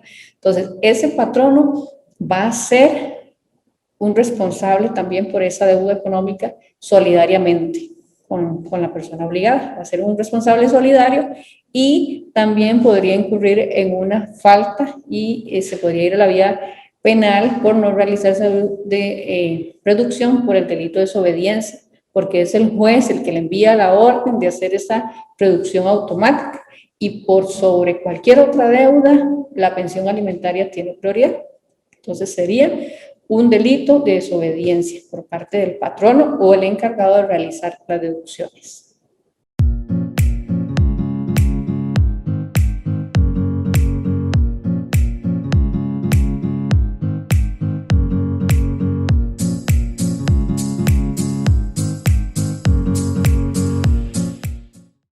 Buenas, yo quería preguntar en qué condición los nietos pueden pedir pensión a los abuelos. Ok, doña Vera, esta situación de hablar de los títulos preferentes o el orden preferencial que da el código es porque si el padre goza de salud y de medios para hacer frente a las necesidades de sus hijos, pues este es el que debe cubrirlas. No es que los abuelos, no es la situación de que, bueno, como le puse la pensión alimentaria al padre de mi hijo y él se esconde, o él, qué sé yo, le he firmado y no le he podido detener, entonces ahora voy a interponer donde los abuelos, porque sé que los abuelos sí tienen los recursos, o porque sé que el papá es un vagabundo y tiene un trabajillo ahí temporal y lo dejan, pero sé que los abuelos tienen una situación económica mejor o más estable. No, no sería así. Sería simplemente por la situación de que el padre de ese menor tenga una incapacidad, por ejemplo, médica o de salud mental, ¿verdad? Que no pueda valerse por sí mismo, que no pueda, mucho menos tener una persona a cargo, como sería también esta situación del régimen alimentario. Entonces, ahí podría venirse en la segunda línea, ¿verdad? Bajar unos escaloncitos y ir donde los abuelos. Pero si el padre tiene las condiciones para realizar el pago o para buscarse el trabajo, un mejor trabajo, un buen trabajo para cubrir las necesidades de sus hijos, este es el obligado preferente. Licenciada, tenemos otra pregunta. Dice, cuando la pareja vive en una propiedad en donación a favor del cónyuge, pero se construyó una casa en el vínculo matrimonial y existe luego una separación de hecho, ¿qué pasa con la propiedad y quién la puede habitar? Sobre el lote no, pero sobre la casa. Ok, el cónyuge que no es propietario va a venir a hacer el reclamo solamente de las mejoras, porque la propiedad en sí va a corresponder a la persona a la que se le donaron, al cónyuge al que se le donó, pero todo lo que se invirtió en relación a la unión de hecho, en mutuo auxilio por ellos, por unión de esfuerzos y demás, pues entonces esto va a venir a cobrarse como mejoras del bien. Licenciada, dice por acá, un niño que fue criado por la pareja desde 1 año a los 12 años, pero no fue reconocido, ya que no es hijo del cónyuge. Al separarse la pareja que vivía en unión de hecho, ¿está obligado a dar pensión por el niño que no es su hijo? No. El padre biológico es el que tiene la responsabilidad. Si existió un padre afectivo y vio por esa persona menor de edad y no hubo un reconocimiento, entonces judicialmente no hay una forma de obligarlo a que cubra los gastos, ¿verdad? Si distinto hubiese sido si esa persona posterior vaya a hacer reconocimiento y lo inscribe como su hijo, entonces él ya quedaría como padre del menor y sería responsable de él hasta los 25 años si fuera el caso. Pero si solamente ocurrió la situación de que lo crió en un tiempo, pues no está obligado porque no es el padre del menor. ¿Qué pasa en el caso de los abuelos que tienen algún tipo de discapacidad y sus hijos no quieren velar por esta persona? ¿Los nietos deben sufragar los gastos o se puede hacer que todos los hijos den un aporte o se les obligue a sufragar los gastos? Sí, sí se puede obligar a los hijos en título preferente. Los nietos sería solamente si no existen hijos con vida o no existen hijos en el país que se puedan localizar para sufragar los gastos de los padres. Entonces los nietos en este caso no serían los obligados, sino los hijos. Y sí, sí se puede obligar, se interpone el proceso de pensión alimentaria a favor de los abuelos, bueno, de los padres sería en este caso, y el juez llama a todos sus hijos, valora la situación económica de los hijos y también obviamente las necesidades que va a tener la persona adulta y ya él establece la cuota, pero los hijos sí son responsables por sus padres. Licenciada, un chico que salga de un colegio técnico profesional, entonces el padre no debe seguir con la pensión si el chico ingresa a la universidad.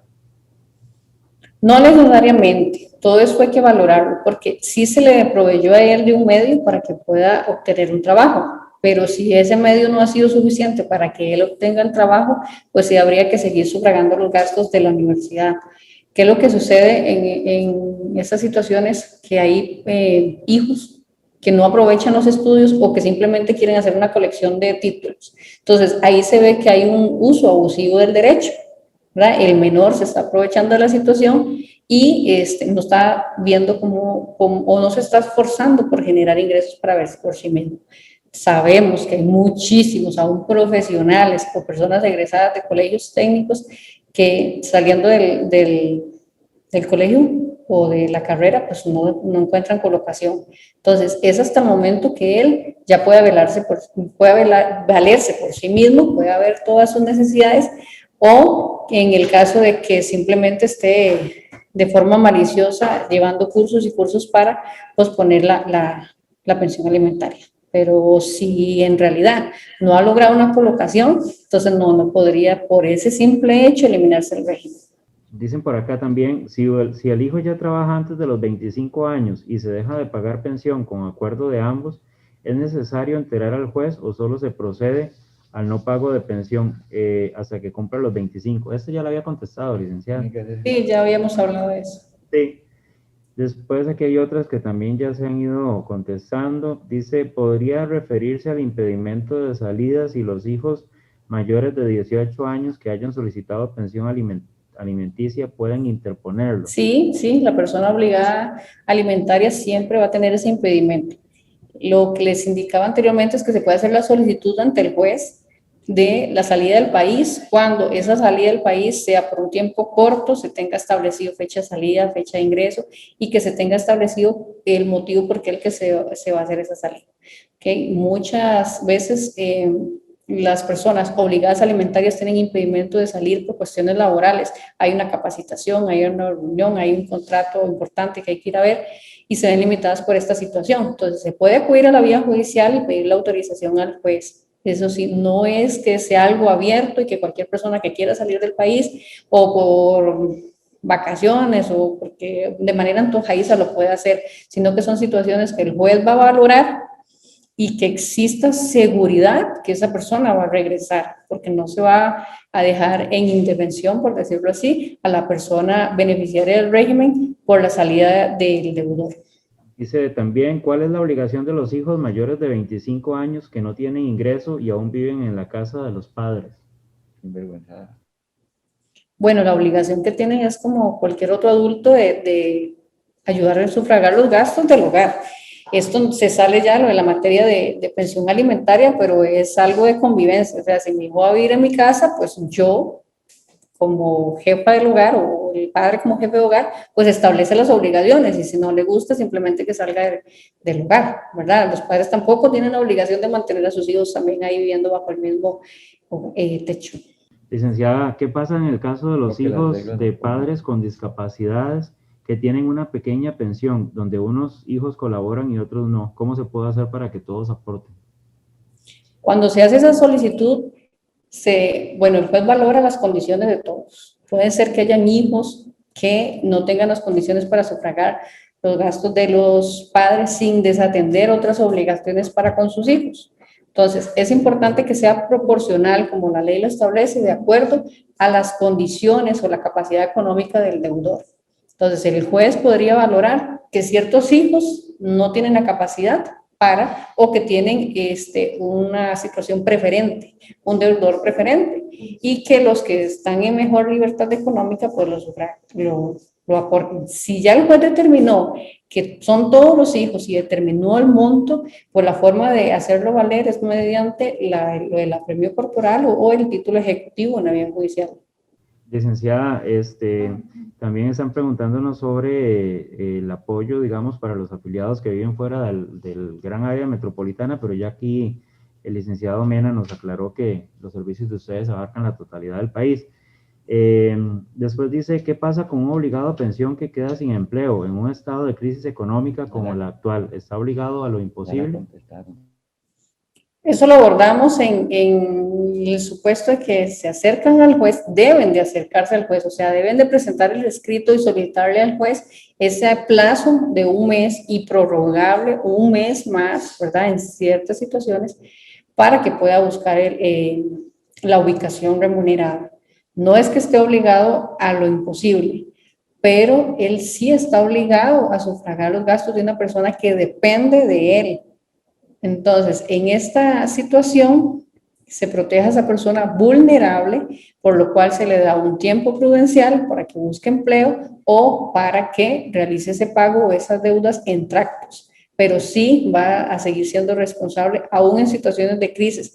Con esto de la pandemia, los jueces fueron demasiado flexibles y otorgaron plazos amplios, otorgaron arreglos, cosas que antes no se hacían con tanta facilidad, se hizo en esta situación de pandemia, obviamente por la crisis nacional que se vivía, por las situaciones de que hubieron contratos que se cesaron o se disminuyeron.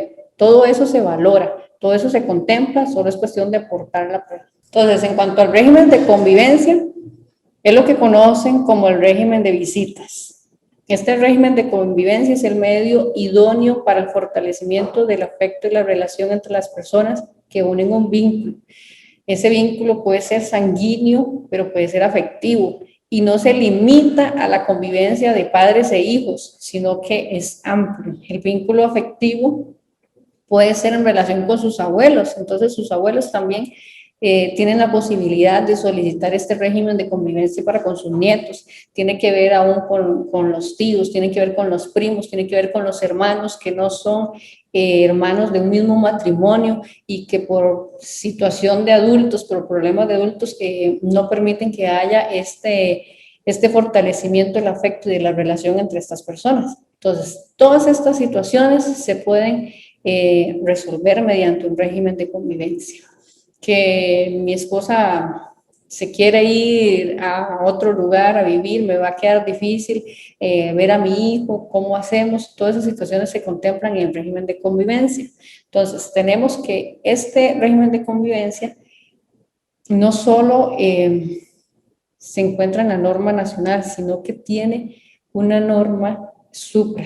Entonces, este derecho del menor está contemplado en convenciones internacionales, en convenios internacionales, que la misma Sala Constitucional le ha dado un rango superior a la Constitución política. Entonces, es y debe entenderse como un derecho del menor de edad de permanecer en comunicación y en relación con las personas de su familia, de conocer quiénes son sus familiares, de conocer a qué grupo familiar pertenece. Todo eso son fortalecimientos también de la identidad de la persona menor de edad. Y la persona menor de edad, en todo proceso judicial que esté involucrado, tiene el derecho a ser escuchado. Entonces, de formar parte, de estar ahí presente, de ser escuchado y que se contemplen sus necesidades. Entonces, este régimen de convivencia, tenemos que olvidar la situación de que yo, padre o madre del menor, quiero y necesito ver a mi hijo. No, es una situación en que mi hijo necesita tener ese vínculo y esa relación afectiva con sus familiares. Entonces, se va a valorar, obviamente, las distancias, se va a valorar el lugar donde viven, muchísimas cosas con relación a su estudio, ¿verdad? Para que tampoco vayan a ser afectados en estas áreas. Entonces, ¿Qué se hace si me impiden ver a mis hijos por falta de pago de la pensión alimentaria? Que esta es una situación que ocurre muchísimo. Entonces, el deudor alimentario no está pagando la pensión alimentaria, entonces ni venga porque no le voy a dejar que vean mis hijos. Entonces, son procesos aparte, y el que esté con un atraso, con la deuda de una mensualidad, ahí moroso en una mensualidad, no le impide que pueda ver sus hijos. Sin embargo, si esto se está realizando de manera maliciosa, malintencionada, y se logra demostrar en la vía judicial, entonces yo como madre que tengo la guarda crianza menor, puedo ir ante el juez y decirle al juez que suspenda el régimen de visitas o que suspenda la patria potestad del padre incumplidor porque lo está haciendo de manera maliciosa. Solo por este motivo, porque lo está haciendo de manera maliciosa. Pero si yo me atrasé, pero ya fui ante el juez y le envié un escrito y le dije que estoy pasando esta situación de despido, que estoy pasando esta situación de crisis como la de ahorita, y que ofrezco un bien, que ofrezco el pago en tractos o solicito el permiso para buscar un nuevo empleo, entonces no tendría por qué tener un impedimento para poder acercarse a los hijos y poderlos ver. Ese sería un punto. Y el otro es en qué momento se puede modificar el régimen de convivencia. El régimen de convivencia se puede modificar en cualquier momento, siempre que varíen las condiciones. Entonces, si yo antes vivía en Guanacaste y mi hija vivía en Cartago, nos era muy difícil vernos y el régimen de visita se contempló que iba a ser una vez al mes, que iba a poder viajar hasta allá y estar todo un fin de semana. Pero ahora vivimos cerca, vivimos en la misma provincia, están en el mismo cantón, pues entonces yo puedo ir a solicitar un cambio de ese régimen de convivencia. ¿Por qué? Porque la cercanía de los hogares me va a permitir a mí poder tener una relación más cercana con los menores. Ahora, que el padre viva en una provincia y el menor en otra no quiere decir que se tenga que cortar la comunicación y solo ese fin de semana que se indicó, porque también dentro del régimen de convivencia se contempla la comunicación por los medios tecnológicos. Entonces, si hay un computador, pues entonces podemos hablar por el computador. Si hay un teléfono, o sea, los medios que existan, también se puede establecer un horario para que esa comunicación sea vía teléfono o por los medios virtuales que existen, como el que estamos utilizando ahorita, esta plataforma. Entonces, va más allá de ir a visitar a mi hijo o de ir y poderlo sacar, porque también eso es un derecho que tiene el menor de estar a solas con su otro progenitor o familiar y que esté a solas, que pueda ser un lugar fuera de la casa, que pueda ser un lugar aparte, aislado, donde puedan disfrutar ellos, que haya ese momento para ellos, que haya intimidad para ellos. Entonces, hay situaciones en las que el menor de edad no se puede dejar salir por sus situaciones de salud, por su edad, o sea, hay niños de meses que necesitan que la mamá lo esté amamantando cada cierto tiempo.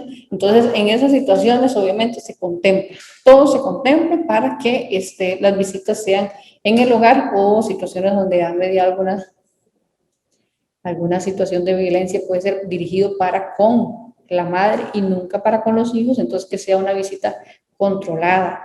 Bueno, esto es otro punto ahí que relacionado con la violencia doméstica, porque si la violencia fueron entre los progenitores o entre los padres, no habría por qué poner medidas contra los menores. Pero bueno, eso es un asunto de violencia doméstica, pero puede ser que sí exista una visita controlada o supervisada. Entonces, todo eso hay que tomarlo en cuenta para ver el tiempo, la hora, la calidad. Tiene que ser un tiempo de calidad, ¿verdad? Que no sea un momento donde, ok, va a ser una llamada y en ese tiempo de la llamada, en el área donde está el teléfono, debe haber un lugar tranquilo donde pueda escuchar a su padre, donde pueda conversar y expresarse libremente. Porque si va a ser un lugar donde está en la sala de la casa y todo el mundo ahí está comiendo, tienen música, tienen la televisión puesta y gritos y todo, pues entonces dificulta la comunicación que pueda tener el menor con su padre, entonces no sería de calidad.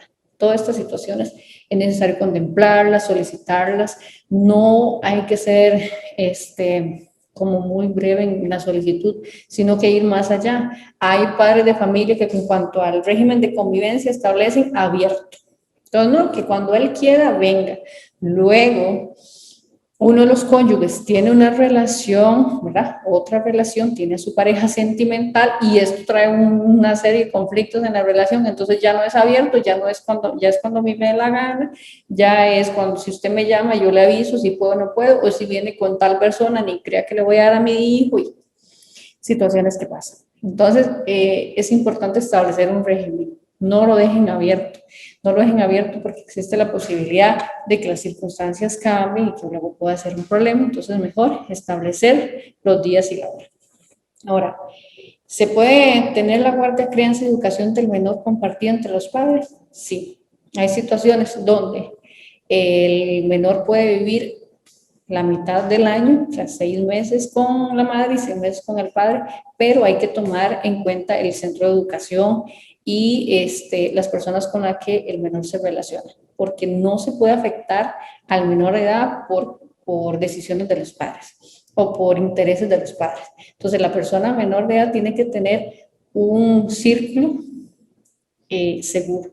Entonces, yo voy a este centro de educación y me relaciono con estas personas, este es mi ambiente y este es seguro. Entonces, si van a existir una situación de guarda-crianza compartida, entonces que los padres vivan cerca para que tengan la facilidad de trasladarse al centro educativo del menor, cualquiera de los dos que lo tenga en su momento, y que él no tenga ninguna situación de cambio. No se pueden estar haciendo traslados, ¿verdad? Que de los primeros 6 meses va a estar en este centro y los otros 6 meses lo trasladamos, el próximo año vemos que no, ¿verdad? Entonces sería como que causarle al menor la menor variación en su desarrollo como persona.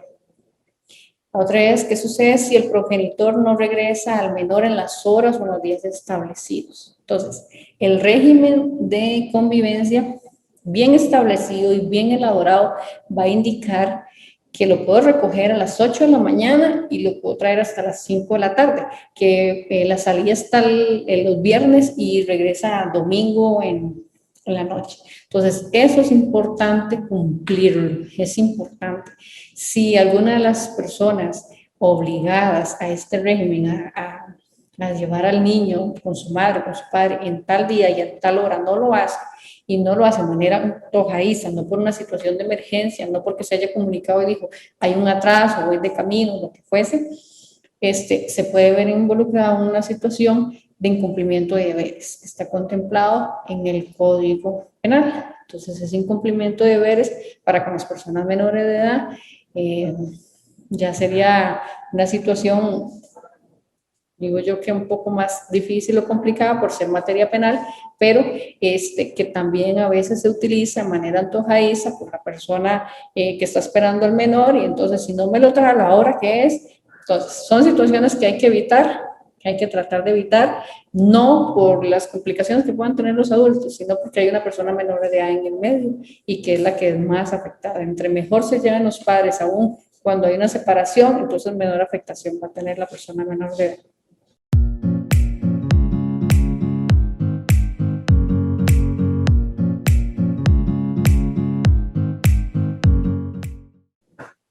Y bueno, hasta aquí llega la presentación. Eso sería todo.